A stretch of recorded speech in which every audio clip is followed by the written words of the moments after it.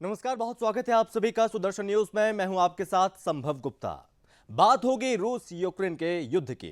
दरअसल ये युद्ध बीते 70 दिनों से लगातार जारी है। बमबारी लगातार हो रही है और ये बमबारी थमने का नाम नहीं ले रही है, क्योंकि रूसी सैनिक लगातार कहर बनकर यूक्रेन में टूट पड़े हैं। वहीं आपको बता दें कि रूस यूक्रेन के बीच जारी भीषण युद्ध का आज जो 70वां दिन है।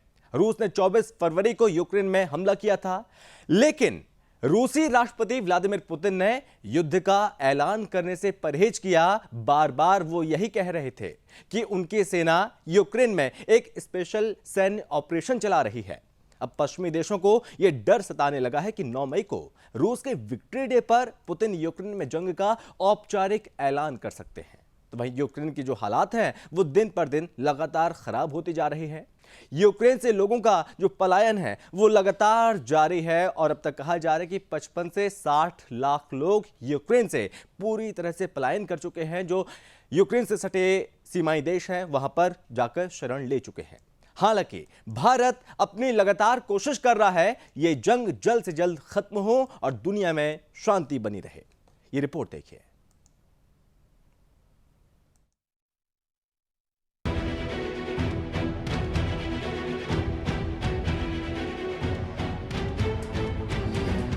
रूस यूक्रेन की जंग जिस खतरनाक रास्ते पर आगे बढ़ रही है, उसका अंजाम क्या होगा?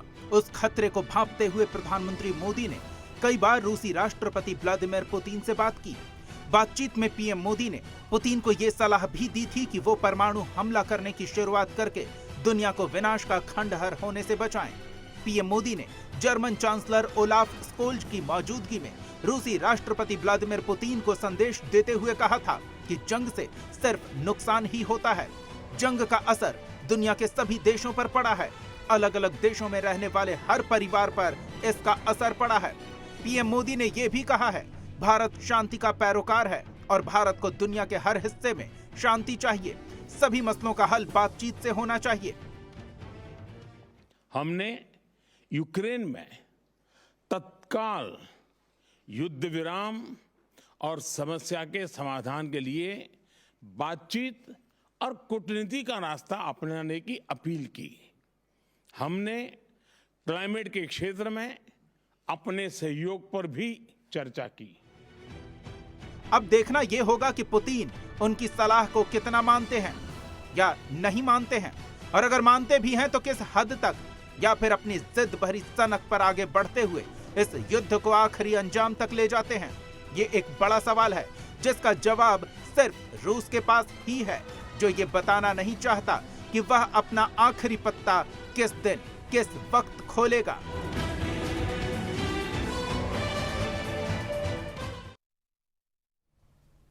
तो ये युद्ध थमने का नाम नहीं ले रहा है, लेकिन अब यहां पर उम्मीद जताई जा रही है कि क्या भारत की अपील से क्या पुतिन मानेंगे और ये युद्ध खत्म होगा। लेकिन इस बीच यहां पर बमबारी अभी भी हो रही है। कई शहर जो कि खंडर में पूरी तरह से तब्दील हो चुके हैं। इसी पर करेंगे चर्चा। हमारे साथ मेहमान भी जुड़ेंगे, उनका भी आपसे तारुफ कराएंगे। लेकिन उससे पहले बीते 24 घंटे में आखिर क्या कुछ हुआ है रूस यूक्रेन के बीच और क्या कुछ अपडेट निकलकर सामने आ रहे हैं, वो जल्दी से आपको बता देते हैं। आज रूस यूक्रेन के बीच युद्ध का 70वां दिन है, यानी कि 70 दिन पूरे हो रहे हैं आज इस युद्ध को, और यह युद्ध तीसरे महीने में प्रवेश कर गया। कई शहरों पर रूसी सैनिक लगातार हमले कर रहे हैं, चाहे वो दोनेत्स्क हो, चाहे वो खार्किव हो। उन शहरों में लगातार बमबारी हो रही है, मिसाइलों से अटैक हो रहा है और खेरसोन के कई इलाकों पर रूस का कब्जा हो चुका है। और इस बीच ये कहा जा रहा है कि दोनेत्स्क की तरह खेरसोन को भी एक स्वतंत्र देश घोषित किया जा सकता है रूस की ओर से, और खेरसोन को स्वतंत्र गणराज्य घोषित कर सकता है रूस। ये जानकारी भी निकलकर सामने आ रही है। वहीं दूसरी ओर रूस पूर्वी दक्षिणी यूक्रेन में लड़ाई को लगातार जारी रखे हुए है, और इस बीच यहां पर जो यूक्रेनी सैनिक हैं वो लगातार मुंहतोड़ जवाब दे रहे हैं रूस की सेना को। और रूस यूक्रेन युद्ध में रूसी सेना को 2 बड़े झटके लगे। जी हां, 2 बड़े झटके लगे, जहां पर पुतिन के करीबी सैन्य प्रमुख जनरल बुरी तरह से घायल हो गए हैं युद्ध के दौरान। और वहीं दूसरी ओर आपको बता दें कि खार्किव के मोर्चे पर जो मेजर जनरल तैनात थे उनकी मौत हो गई है। इसी के साथ रूस ने यूक्रेन के 400 से ज्यादा जो ठिकाने हैं उन्हें तबाह कर दिया, पूरी तरह से नेस्तनाबूद कर दिया। कई इमारतें जो कि खंडहर में तब्दील हो चुकी हैं। यूक्रेन के तोपखानों और 2 ईंधन डिपो को रूसी सैनिकों ने बर्बाद कर दिया, तबाह कर दिया है। भारी बमबारी यहां पर हुई है और यूक्रेन के अवदिविका में रासायनिक संयंत्र पर गोलाबारी हुई है। और इस बीच ये खबर भी सामने आई, जब ये गोलाबारी यहां पर हुई है तो 10 से ज्यादा लोगों की इस दौरान मौत हो गई है। ये तमाम जानकारी हम आपको बता रहे हैं कि बीते 24 घंटे में क्या कुछ हुआ, क्योंकि गोलाबारी यहां पर लगातार हो रही है। गोलाबारी में कम से कम 10 लोगों की मौत हुई है और बीते 24 घंटे में जो कुछ हुआ उसके अपडेट हमने आपके सामने रखे। और इस बीच यहां पर एक बड़ी खबर निकलकर सामने आ रही है। बड़ी खबर आपको बताते हैं, जहां पर एक तरफ युद्ध चल रहा है, वहीं दूसरी ओर यहां पर आपको बता दें कि जो डेनमार्क की प्रधानमंत्री फ्रेडरिक्सन से मुलाकात की है पीएम मोदी ने। और इस बीच यहां पर कहा जा रहा है कि जो जंग चल रही है उसका आग्रह भी किया है। फ्रेडरिक्सन ने कहा, मुझे भारत से उम्मीद है युद्ध रोकने के लिए रूस को भारत मना लेगा। ये बड़ी बात कही है। जी हां, ये बड़ी बात कही है डेनमार्क के प्रधानमंत्री ने पीएम मोदी से जब मुलाकात हुई। दरअसल आपको बता दें पीएम मोदी यूरोप के दौरे पर हैं, 3 दिवसीय दौरा है और पहले जर्मनी पहुंचे थे, राजधानी बर्लिन में। उसके बाद डेनमार्क पहुंचे, डेनमार्क के प्रधानमंत्री से मुलाकात हुई, तमाम कई विषयों को लेकर बातचीत हुई। लेकिन सबसे बड़ा और खास मुद्दा रूस यूक्रेन युद्ध, क्योंकि एक तरफ युद्ध जारी है, युद्ध के बीच पीएम मोदी का यह दौरा और ज्यादा खास हो जाता है क्योंकि यूरोप दौरा है पीएम मोदी का। और जब डेनमार्क की पीएम भारत के प्रधानमंत्री से मुलाकात करती है तो यहां पर यह बात निकलकर सामने आती है और कहा जाता है युद्ध रोकने के लिए रूस को भारत मना लेगा। यानी कि उम्मीद भरी निगाहों से यूरोप अभी भी देख रहा है और ये यूरोप को लग रहा है कि यहां पर भारत का यहां पर एक अहम रोल हो सकता है शांति के लिए।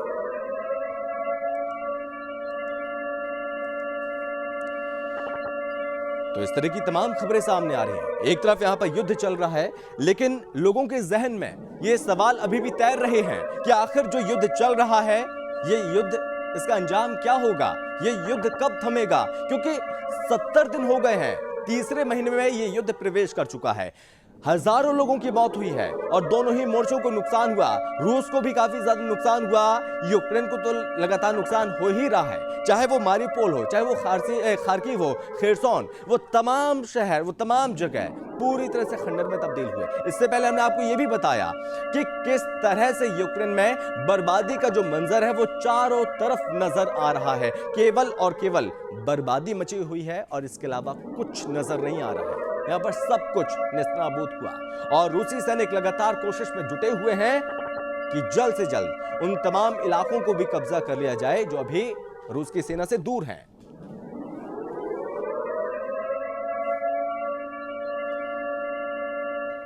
और इस बीच यहां पर सबसे बड़ा सवाल यहां पर खड़ा हो रहा है, वो सवाल भी हम पूछ रहे हैं कि आखिर युद्ध शांति के लिए सबसे बड़ा जो सवाल है कि पुतिन मानेंगे मोदी की बात या फिर ले जाएंगे युद्ध को अंजाम तक? आखिर क्या होगा? क्योंकि हमने देखा कई बैठकें हुई, लेकिन उस जो बैठकें हुई हैं उन बैठकों का कोई नतीजा नहीं निकला, सारी बैठकें बेनतीजा रहीं। और इसलिए आज हम एक बार फिर से ये सवाल पूछ रहे हैं, क्या पुतिन भारत के प्रधानमंत्री मोदी की बात मानेंगे या फिर इस युद्ध को अंजाम तक ले जाएंगे? और अगर ये युद्ध अंजाम तक पहुंचा तो भारी नुकसान पूरी दुनिया को उठाना पड़ सकता है, क्योंकि आर्थिक मोर्चे पर अभी से उसका असर पड़ना शुरू हो चुका है।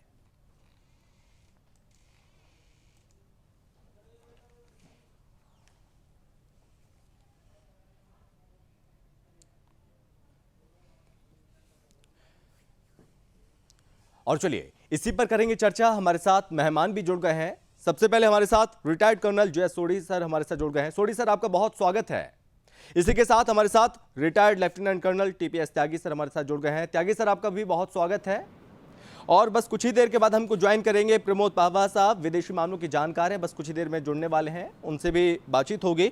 लेकिन सबसे पहले त्यागी सर मैं आपका रुख करूंगा और जानेंगे कि हमने देखा कि पहले पॉप फ्रांसिस अभी पहुंचे हुए थे, पुतिन से बातचीत भी हुई, लेकिन बेनतीजा ये बातचीत रही। लग रहा था कि कुछ आसान निकलेगा, ये शांति यहां पर होगी, लेकिन अब लग रहा है कि केवल पुतिन मोदी की बात मानेंगे या फिर आपको लगता है कि ये युद्ध अंजाम तक जाएगा? त्यागी सर, मान लीजिए कि अगर पुतिन की पोजीशन में कोई और दूसरा लीडर होता, हाँ, क्या वो ये मान लेता कि साहब जी? त्यागी सर का यहाँ पर कनेक्शन टूट गया है। मैं जो सोढ़ी सर, मैं आपका रुख करता हूँ और जानेंगे सर क्या लगता है सर, पॉप फ्रांसिस के बाद अब मोदी क्या जो बात कही जा रही है कि पीएम मोदी लगातार इस बात को कह रहे हैं कि शांति होनी चाहिए, क्या लग रहा है कि पुतिन मानेंगे? सोडी सर। जय हिंद संभव जी, ये मेरा सौभाग्य है कि मैं आपके न्यूज चैनल में हूं।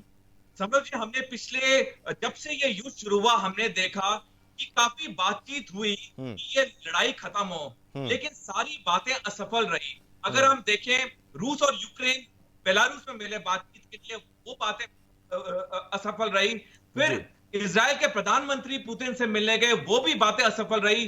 फिर रूस और यूक्रेन 2 बारी टर्की में मिले, वो भी बातें असफल रही। 26 अप्रैल को संयुक्त राष्ट्र के सेक्रेटरी जनरल एंटोनियो गुटेरेस पहले रूस गए और अगले दिन यूक्रेन गए ताकि लड़ाई खत्म हो, और वो भी बातें असफल रही। क्योंकि फैक्ट ये है कि राष्ट्रपति पुतिन को ना संयुक्त राष्ट्र पे भरोसा है और ना ही किसी अमेरिका के देश के दोस्त देश पे भरोसा है, चाहे वो इजराइल है चाहे वो टर्की है। क्योंकि राष्ट्रपति पुतिन जानते हैं कि इन सारे देशों में जो ट्रस्ट फैक्टर है वो नहीं है। अगर राष्ट्रपति पुतिन को किस पे भरोसा है तो हमारे प्रधानमंत्री नरेंद्र मोदी पे भरोसा है।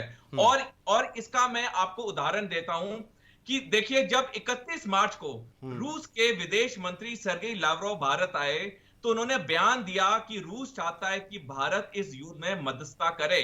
और 31 मार्च को ही यूक्रेन के विदेश मंत्री ने कीव में बयान दिया कि यूक्रेन भी चाहता है कि भारत इस युद्ध में विश्लेषण करे। तो ये सारा एक चीज साबित करती है कि आज रूस को सिर्फ और सिर्फ भरोसा है भारत पे कि भारत ही ये युद्ध खत्म करा सकता है। नरेंद्र मोदी जी की जो ये यूरोप की यात्रा है, ये बहुत महत्वपूर्ण यात्रा है। पहला कारण ये है कि मोदी जी उन 3 देशों में गए हैं जो नाटो के सबसे प्रमुख और महत्वपूर्ण देश हैं। और हमें पता है कि ये जो जंग चल रही है उसका मुख्य कारण नाटो है। तो इन 3 देशों का बड़ी इज्जत के साथ हमारे प्रधानमंत्री को बुलाना यही संकेत देता है कि इन देशों को भी भारत पे पूरा भरोसा है। जी। दूसरी और बात सोडी सर, जब यहाँ पर पीएम मोदी यूरोप गए और जर्मनी और डेनमार्क, तो वहां की दोनों देशों की केमिस्ट्री भी नजर आ रही है कि भारत की इन देशों के साथ केमिस्ट्री क्या है। बिल्कुल। अगर हमने देखा कि जिस तरह से उच्च लेवल का सम्मान हमारे प्रधानमंत्री जी को मिला, जैसे भारत मूल के लोग वहां पे उबड़ के आए प्रधानमंत्री से मिलने, जैसे कि तीनों देश के नेता, फ्रांस को अभी जाना है लेकिन बाकी 2 देश के नेता ने ऑलमोस्ट पूरा वक्त प्रधानमंत्री जी के साथ बिताया। ये सारी चीजें दिखाता है कि भारत का जो आज अंतरराष्ट्रीय स्तर पे एक पोजीशन है वो बहुत ऊंचे दर्जे की है। हम बेशक ऑफिशियली सुपर पावर नहीं है, लेकिन हम सुपर पावर से भी कम नहीं है। और मैं आपको एक बात और बताना चाहूंगा संभव जी, कि अगर हम 15 मार्च से लेके 20 अप्रैल तक का टाइम देखें, इस टाइम के दौरान देश के ये हमारे विश्व के सारे प्रमुख देशों के नेता हमारे देश में आए, जबकि ये बाकी किसी देश में नहीं गए। तो इस वक्त पे प्रमुख देशों के नेता हमारे देश में आना, हमारे प्रधानमंत्री जी का यूरोप में उन 3 इंपॉर्टेंट प्रमुख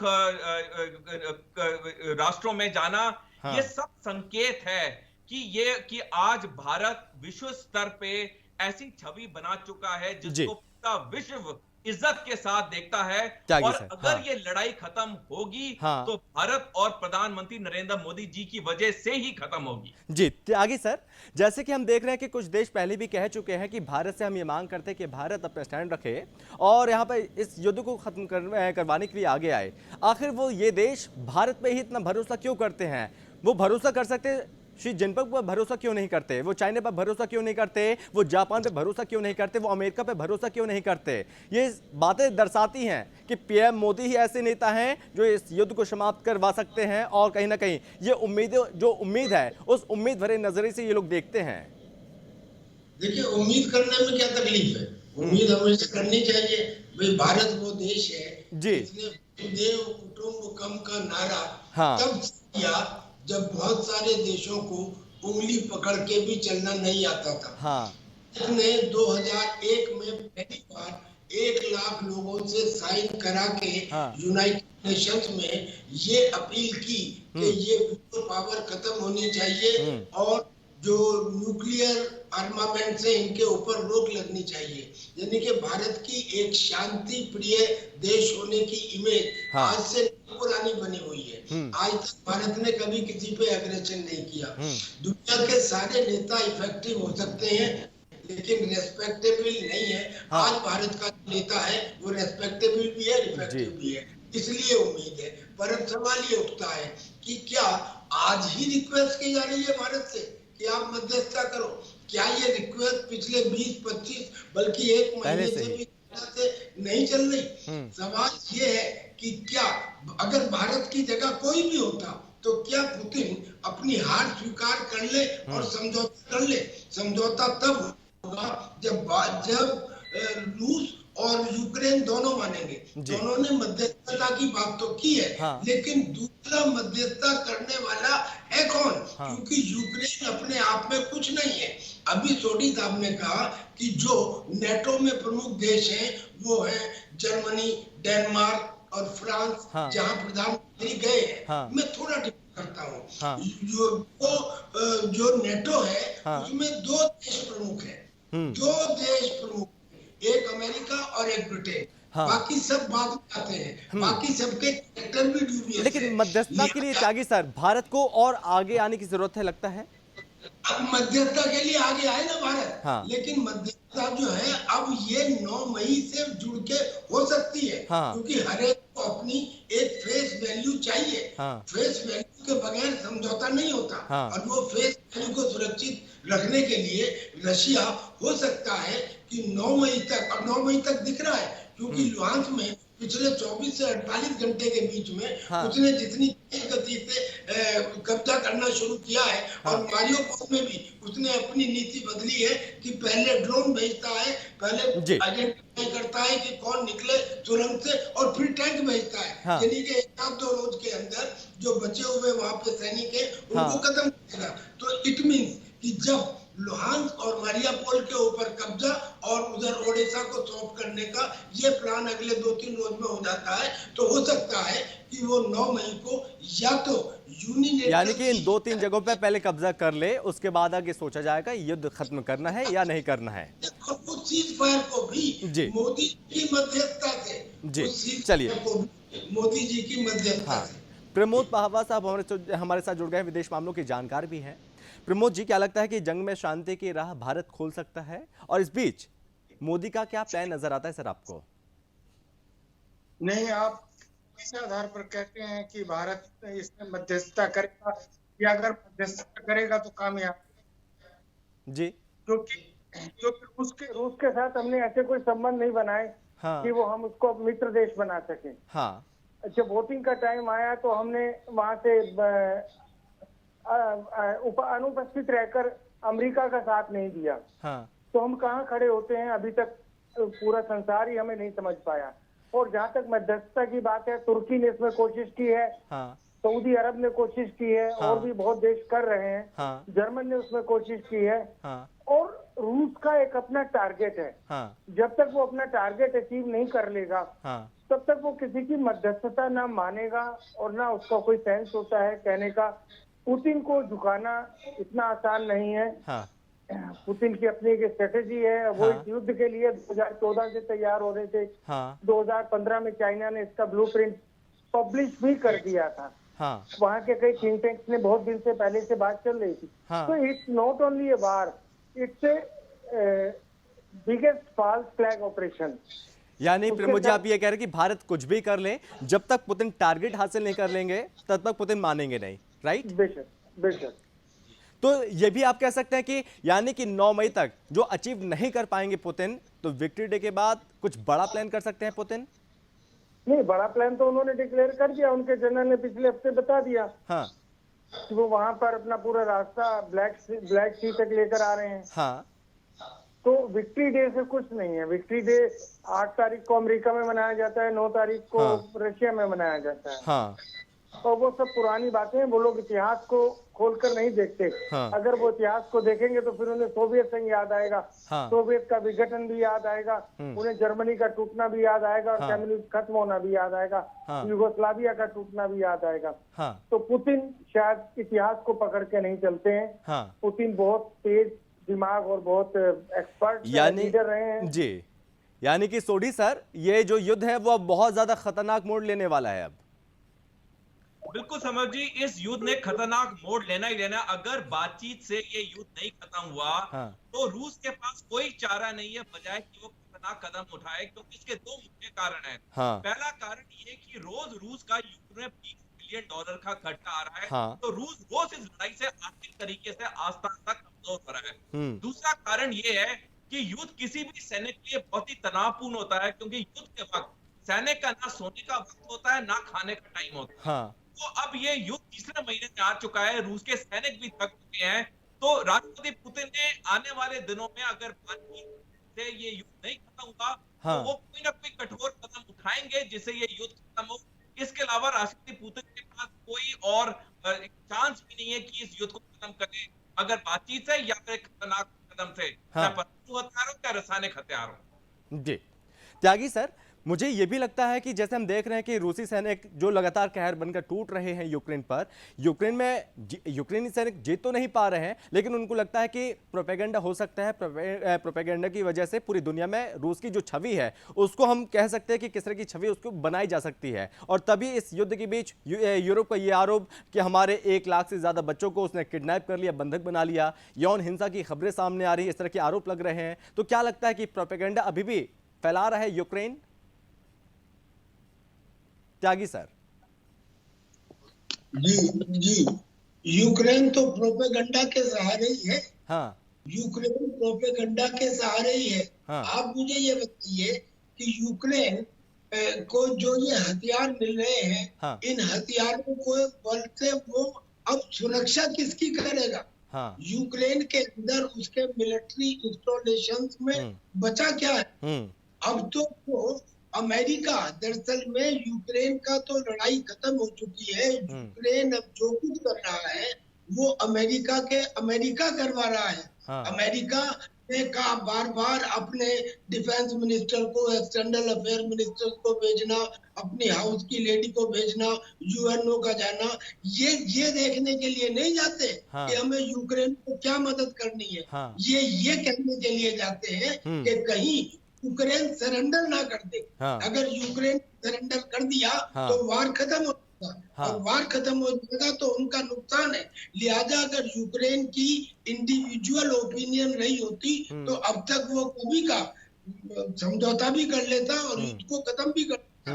but Ukraine has been captured in such a way that he is unable to speak. और समझ में ये नहीं आता कि अगर एक देश को अपनी भलाई के लिए अपने लीडर की कुर्बानी देनी हो, हाँ। तो देश को ऐसा कर देना चाहिए। हाँ। यूक्रेन के लोगों को सामने आना चाहिए। हाँ। कि इतना बेवकूफ लीडर, हाँ। जिसने अपनी एक इस बात के लिए कि मुझे नेटो में शामिल कर लो, अपने देश को तबाह करवा लिया और हाँ। आने वाले 50 सालों तक उसकी इकोनॉमी को ऐसा कर दिया कि पंगु हो गया। और रशिया जो लग रहा है कि कामयाब हो जाएगा, उसकी वजह से एक अच्छा खासा समुद्र के किनारे वाला देश आज एक लैंड लॉक्ड कंट्री बन के रह गया, जिनकी उम्मीद भी खत्म हो गई। आदमी लड़ता कितनी है। हाँ। उम्मीद, वो उम्मीद कि मैं एक्सपोर्ट कर पाऊंगा, इंपोर्ट कर पाऊंगा, वो भी सब खत्म हो गया। अब ये कृषि प्रशांत देश अलावा आंसू बहाने के और कुछ नहीं कर सकता। ये यूक्रेन का अब तक प्रोपेगेंडा वेस्टर्न एजेंसीज के द्वारा चलाया हुआ था, जिस वजह से अब तक ये वार चलता रहा। अब ये कल्मिनेशन के करीब है। हमें लगता है कि 9 मई तक कुछ फैसला इसमें अवश्य हो सकता है। लेकिन प्रमोद जी, जैसे कि हम इस चीज को देख रहे हैं कि प्रोपेगेंडा जो इस तरह से फैलाया जा रहा है, लेकिन कहीं ना कहीं यूक्रेन यानी कि ज़ेलेंस्की झुकने को तैयार नहीं और पुतिन रुकने को तैयार नहीं। लेकिन कहीं ना कहीं पुतिन ग्लोबल डिप्लोमेसी में सब कुछ लूज करते जा रहे हैं। नहीं, ये हमें लगता है। हाँ। क्योंकि हम वेस्टर्न मीडिया से एफिलिएटेड हैं। हाँ। और हम वही सब देखते हैं जो हमें दिखाया जाता है, जो हमें वेस्टर्न मीडिया दिखाना चाहता है। आप एक चीज याद रखिए, हमारे यहाँ कहावत है कि काठ की हांडी ज्यादा देर तक नहीं चलती। हाँ। तो मीडिया से बनाया हुआ किसी का भी इमेज और एक भ्रम जिसको कहते हैं, वो ज्यादा टाइम तक नहीं चलता।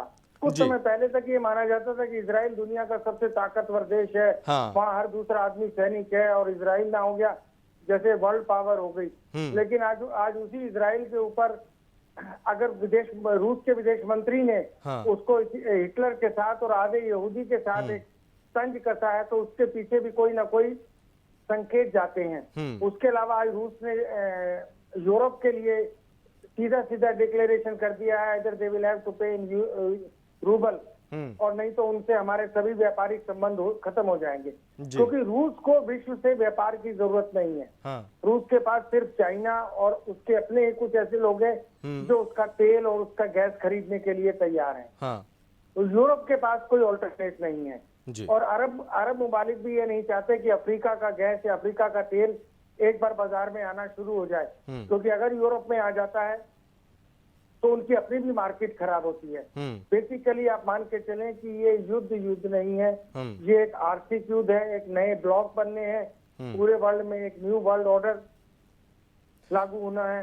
अब वो देखने वाली बात है कि अमेरिका का सोवियत संघ बनता है, बाइडेन गार्बाचोव की तरह इतिहास में अमर होता है, या कुछ करके जाएगा। बहरहाल यूरोप में जरूर इस समय गुटबंदी हो गई है, अलग अलग हो गए हैं।